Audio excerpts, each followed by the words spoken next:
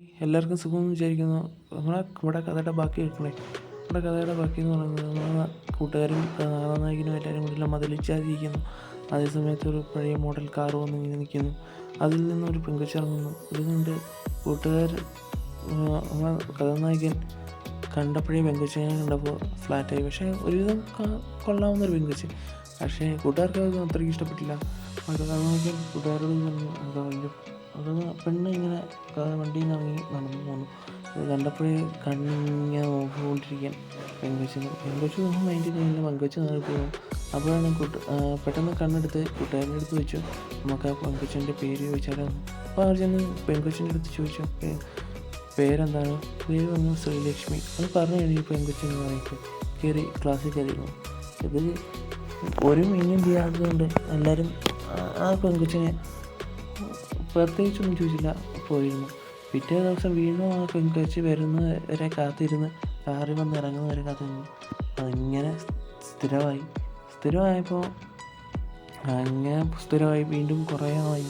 2-3 ദിവസം കഴിഞ്ഞ് പിന്നെ ക്ലാസ് റൂമിൽ പോയിട്ട് ഇങ്ങനെ വായി നോക്കാൻ തുടങ്ങി. അപ്പോൾ കൂട്ടുകാരനെ വിളിച്ചുകൊണ്ടാണ് ഇങ്ങനെ പോകുന്നത്. അപ്പോൾ കൂട്ടുകാരിങ്ങനെ കൂട്ടുകാരനും നമ്മുടെ നായകനുമായിട്ട് ഇങ്ങനെ സ്ഥിരമായിട്ട് പെങ്കൊച്ചിൻ്റെ ക്ലാസ്സുകളിൽ ഇങ്ങനെ പോയിക്കൊണ്ടിരിക്കും. ആ സമയത്താണ് നമ്മുടെ കൂട്ടുകാരന് അവിടുത്തെ ഒരു പെങ്കൊച്ച് ആ ക്ലാസ്സിൽ പെങ്കൊച്ചുമായിട്ട് ലൈൻ സെറ്റാകുന്നത്. അപ്പോൾ കൂട്ടുകാരനും പോയി ആ വിഷമത്തിൽ ഇരിക്കുമ്പോൾ പിന്നെ പിറ്റേ ദിവസം വീണ്ടും ക്ലാസ് തുടങ്ങുന്നു.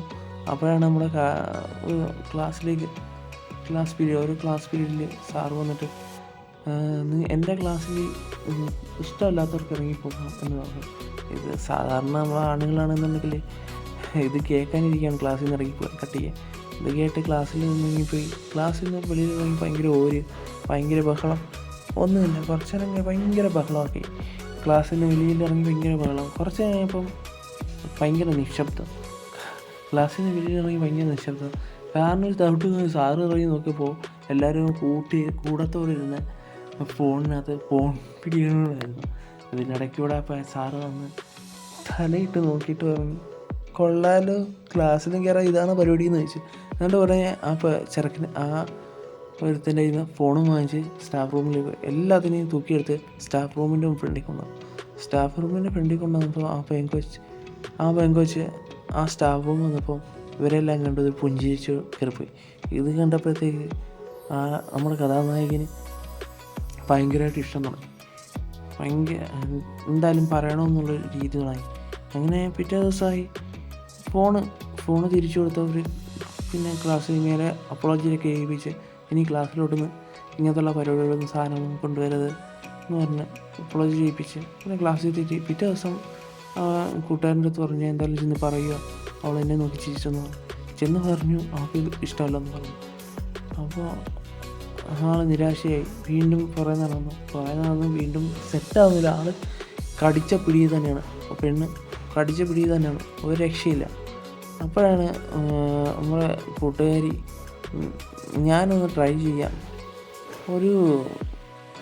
ഞാനൊന്ന് സംസാരിക്കാം. പക്ഷേ ഈ ആണുങ്ങൾ നേരിട്ട് സംസാരിക്കുന്നതൊക്കെയും ഇടയ്ക്കൊരു കൂട്ടുകാരി നിർത്തി ആ പെങ്കൊച്ചിനെ ബ്രെയിൻ വാഷ് ചെയ്യാനായിട്ട് നല്ലത് കൂട്ടുകാരികൾ കിട്ടാം. കാര്യം എന്ന് പറഞ്ഞാൽ ഇതിനൊരു കാര്യം എന്ന് പറഞ്ഞാൽ ഈ ചെറുക്കൻ ക്രിസ്ത്യൻ ആയതുകൊണ്ടാണ്. നമ്മുടെ നായകൻ ക്രിസ്ത്യനാണ്. അതുകൊണ്ടാണ് മാത്രമാണ് ആ പെണ്ണിന് ഇച്ചിരി ഇപ്പം കുറവ്. പിന്നെ വേറൊന്നുമില്ല. അപ്പം ഈ കൂട്ടുകാരി ചെന്ന കാര്യങ്ങളൊക്കെ പറഞ്ഞു എൻ്റെ തമിഴിനും ചോദിച്ചിട്ട് ഒരു റിയാക്ഷനില്ല. ലാസ്റ്റ് ബ്രെയിൻ വാഷ് ചെയ്ത് നമ്മൾ കുറച്ച് മാസങ്ങൾ കഴിഞ്ഞിട്ട് പിരിയില്ലേ നമുക്ക് അത് കഴിഞ്ഞിട്ട് കുറച്ച് പ്രേമങ്ങളായി എന്ന് പറഞ്ഞ് ലാസ്റ്റ് പെണ്ണ് സമ്മതിച്ചു. വേറൊന്നുമില്ല. ബാക്കി നാളെ ശുഭദിനം.